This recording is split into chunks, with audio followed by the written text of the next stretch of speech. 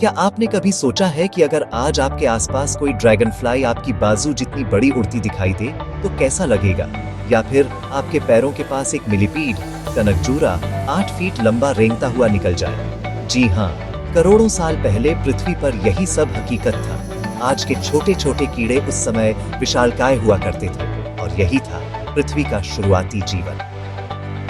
समय और वातावरण करीब 35 करोड़ साल पहले यानी कार्बोनिफेरस युग कार्बोनिफेरस पीरियड में पृथ्वी का वातावरण आज से बिल्कुल अलग था।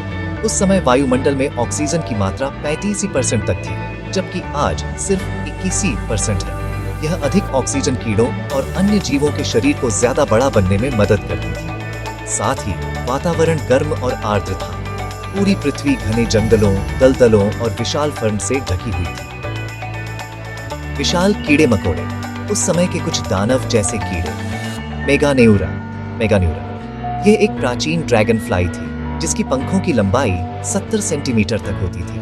सोचिए, आज की ड्रैगन फ्लाई आपकी हथेली जितनी होती है और ये आपके चेहरे के बराबर उड़ती होगी। आर्थ्रोप्ल्यूरा ये अब तक का सबसे बड़ा आर्थ्रोपॉड था, एक तरह का विशाल कनकजूरा जिसकी लंबाई 2.5 मीटर यानी लगभग 8 फीट तक थी। यह धरती पर रेंगने वाला सबसे बड़ा जीव था।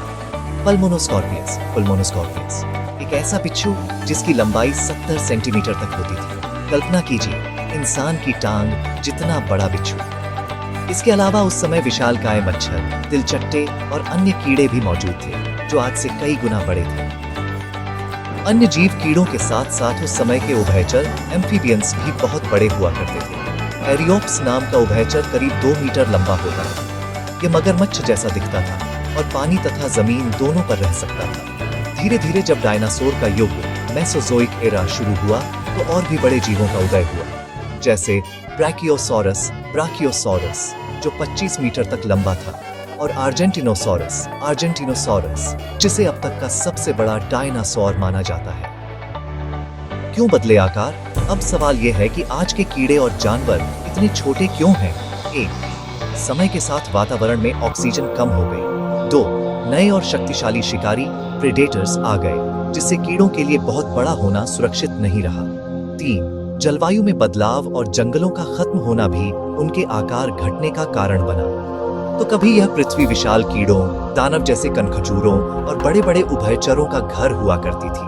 आज वे हमें सिर्फ जीवाश्मों और वैज्ञानिक खोजों में दिखाई देते हैं, लेकिन उनकी कहानी यह साबित करती है कि जीवन हमेशा बदलता रहता है और पृथ्वी पर समय समय पर अजीबोगरीब जीवों का राज रहा है।